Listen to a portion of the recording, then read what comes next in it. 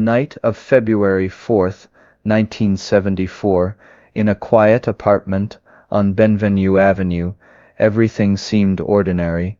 19-year-old Patricia Campbell Hearst, Patty, was curled up in her Berkeley home with her fiancé Stephen Weed. The world outside buzzed with college chatter, the distant echo of anti-war protests, the low hum of streetlights. Inside all was calm. Then came the knock.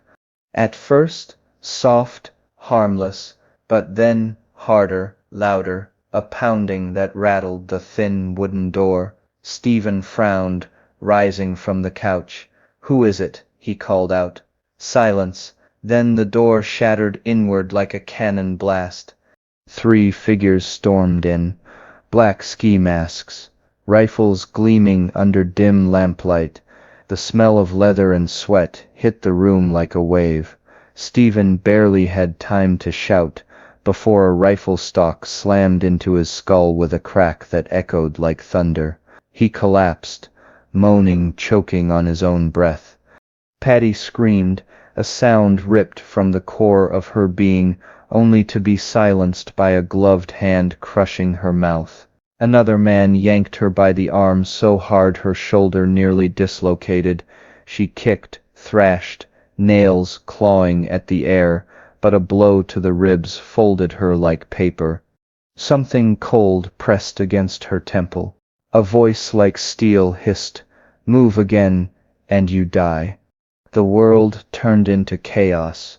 Shouts, boots on hardwood, Stephen crying out, gagging on blood.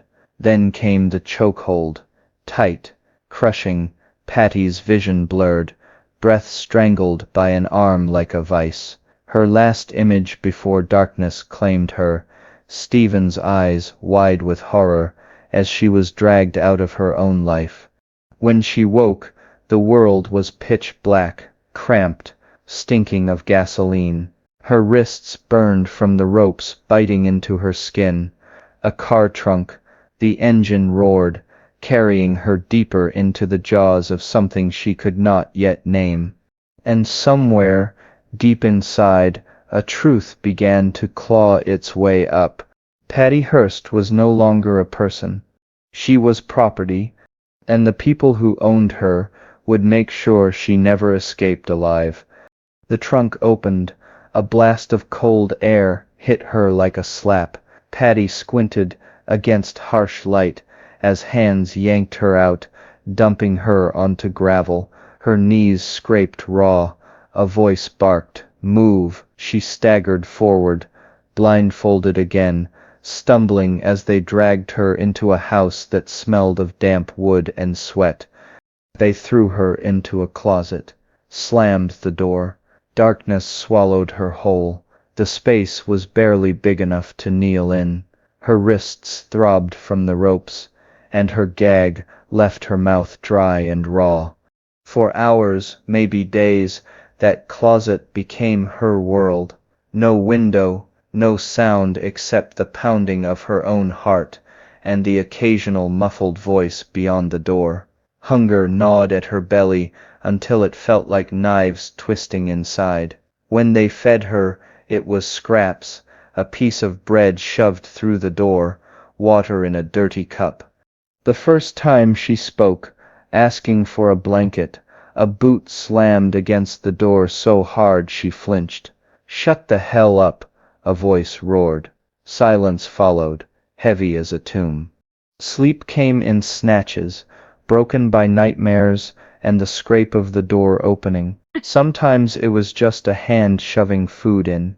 Sometimes a voice leaning close, whispering things she didn't understand. "Do you know why you stir here, Hearst? You stir part of history now. Say goodbye to your old life." On the third day, they staged her execution. 2 men dragged her out, blindfolded, wrists bound. The cold press of a gun touched the back of her skull. She sobbed, begging, until a click echoed, the hammer cocking back. Her breath froze. Then came laughter, cruel, mocking. "Not today," one said. "But remember, We can end this any time. Fear became her oxygen. It seeped into her bones, rewiring her mind. Every command became a law. Every word they spoke carved itself into her brain like scripture, and slowly, painfully, the girl who had screamed on that Berkeley floor began to die. They called themselves the Symbionese Liberation Army, the SLA, revolutionaries they said, freedom fighters. But to Patty, they were gods with guns, and she was clay in their hands. The closet became a classroom, not in the way of desks and chalkboards, but of indoctrination. They spoke in endless monologues about oppression, capitalism. They fed her slogans instead of food, death to the fascist insect that preys upon the life of the people. They chanted until the words drummed in her skull like war drums. When she resisted, punishment came swift, a slap that snapped her head sideways, a fist to the gut that stole her breath. Once, they fired a shot past her ear, the sound exploding like a bomb, leaving her deaf for hours. Next time, it's your head, they warned. She learned obedience the hard way. Repeat the slogans, memorize the creed. Deny your old self. They stripped her name first. You stir not Patty anymore, they said. You stir Tania. Tania, the name of a revolutionary martyr. They carved it into her like a brand. And slowly, the transformation began. It wasn't love. Stockholm Syndrome is never love. It was survival. Her mind bent under the weight of fear and hunger, twisting into shapes she never thought possible. She began to believe them, or at least she told herself she did, because belief meant life. Doubt meant death. By the time they placed a gun in her hands, she didn't hesitate, not because she wanted to fight, but because refusing wasn't an option.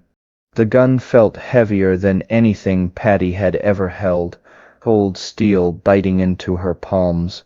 Her wrists still bore rope burns, but now they wanted her to wrap those same hands around death. She hesitated, her pulse pounding so hard it roared in her ears. Cinque, the leader of the SLA, his real name Donald DeFries, watched her with a gaze sharp enough to slit throats. You want to live, Tania? He asked. His voice wasn't angry, it was calm, patient, deadly. Patty nodded, lips trembling. Then you pull that trigger when I tell you. That night, they drove her to a remote field. A battered car waited there, its headlights stabbing the darkness. Inside the trunk lay a mannequin dressed like a man, a target for her obedience. They shoved the gun back into her hands. Shoot, Cinque ordered. Patty's hands shook so violently the barrel clattered against her knees, her eyes blurred with tears. The world tilted. But then, bang, the recoil kicked into her shoulder like a violent lever. Smoke curled upward, the stench of gunpowder clawing her nostrils. Another shot, then another, until the mannequin's head exploded into pulp and stuffing. Cinque smiled. You stir one of us now. And that was the night Patty Hearst ceased to exist. In her place stood Tania, a soldier for the revolution. The transformation didn't happen in an instant. It seeped into her veins, slow poison dripping into her soul. They cut her hair short, dressed her in berets and combat fatigues, fed her lines like a director coaching an actress for a role she couldn't refuse. Days later, the world saw her new face. A grainy surveillance photo captured during the Hibernia Bank robbery in San Francisco on April 15, 1974. Patty, sorry Tania, stood gripping an M1 carbine rifle, jaw clenched, eyes cold and unflinching. Her voice echoed through the bank lobby. Everybody down, this is a revolution. The image splashed across every newspaper in America. The heiress turned terrorist. The debutante turned outlaw. People stared at that photo, chilled to the marrow, wondering how could this happen? How could the granddaughter of publishing giant William Randolph Hearst become an armed revolutionary? But what the world didn't see was what happened before the robbery, the threats, the beatings, the whispered promises of death if she refused. They didn't see her huddled in the corner, after shaking, vomiting from terror. They only saw the picture, and that picture burned itself into history. Once you spill blood, even if it's not yours, you can never wash it off. The SLA dragged Patty deeper into their spiral of chaos. They weren't Robin Hood outlaws stealing from the rich for the poor. They were butchers cloaked in rhetoric, and now Patty was tethered to them like a corpse on a meat hook. Shootouts became a way of life. Sirens in the distance, bullets whining like wasps through the air, the smell of cordite and copper thick in her lungs. Each raid, each robbery, pushed her further from the girl who once studied art history at Berkeley. Then came the day of fire, May 17, 1974. A Los Angeles neighborhood erupted in violence as the FBI and LAPD closed in on an SLA hideout. The house burned like hell's own furnace. 6 SLA members died in a storm of bullets and flames. Patty wasn't there. She watched it unfold on TV, heart pounding, but it carved something jagged into her soul. She realized something in that moment. There was no going back. If the SLA could burn, so could she, and maybe deep down that thought terrified her more than death. Blood clung to every step now. When the SLA moved to new safe houses, the stench of gun oil and paranoia followed. They trusted no one. Neither did Patty. She slept with one eye open, gun always within reach, like a dog chained to a nightmare. And yet, somewhere inside, she felt the last thread of hope fraying. Would the FBI come? Would they kill her too? Or worse, leave her to rot in the pit the SLA had dug? September 18, 1975. The door splintered. Shouts of FBI, hands up, exploded like thunderclaps in the cramped apartment. Patty froze mid-step, heart clawing its way out of her chest. For a split second, she thought it was another SLA trick, another mock execution. But this was real. Armed agents stormed in, rifles leveled. Patty raised her hands, voice trembling as she whispered, "Don't shoot." The cuffs bit into her wrists, cold steel, familiar now. Her mugshot, taken hours later, would become infamous.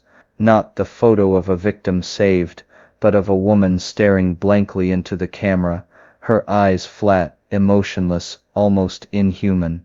People looked at that picture and saw a traitor, but the truth was locked behind those eyes, where screams still echoed, where shadows still crawled. When they searched her belongings, they found revolutionary manifestos, weapons, maps, evidence stacked like bricks in a wall that would soon become her prison. The headlines screamed, "Heiress turned terrorist captured." The world gasped. But Patty said nothing. She had learned silence well. The courtroom became a theater, and Patty Hearst the unwilling star. The prosecution painted her as a willing criminal, a spoiled heiress, seduced by violence. The defense told a different story, a young woman brutalized, brainwashed, reshaped by terror. Psychologists debated Stockholm Syndrome on live TV. Could fear really twist a mind so far it bends to its captors? Could love bloom from the roots of terror? Or was it just survival wearing a mask? Patty sat through it all like a ghost. When the guilty verdict came, she barely flinched. 7 years in federal prison. 7 years to replay every scream, every gunshot, every whispered threat in the dark. But prison wasn't forever. In 1979, President Jimmy Carter commuted her sentence. Later, President Bill Clinton granted a full pardon. She walked free, but freedom is a cruel illusion when the bars are in your head. Even now, decades later, some call her a victim, others a traitor, but the truth? The truth never escaped that closet on Benvenue Avenue.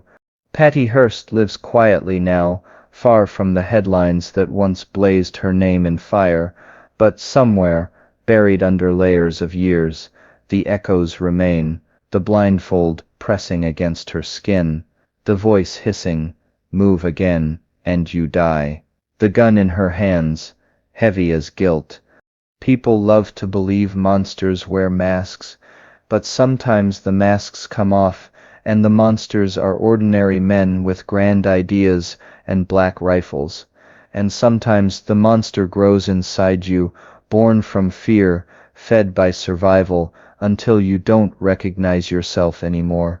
Was Patty Hearst a victim? Or did she become what she feared most? The answer rots in history like a locked door with no key. And if you listen closely, you can still hear it. The pounding on the door, the shatter of wood, the voice whispering from the dark.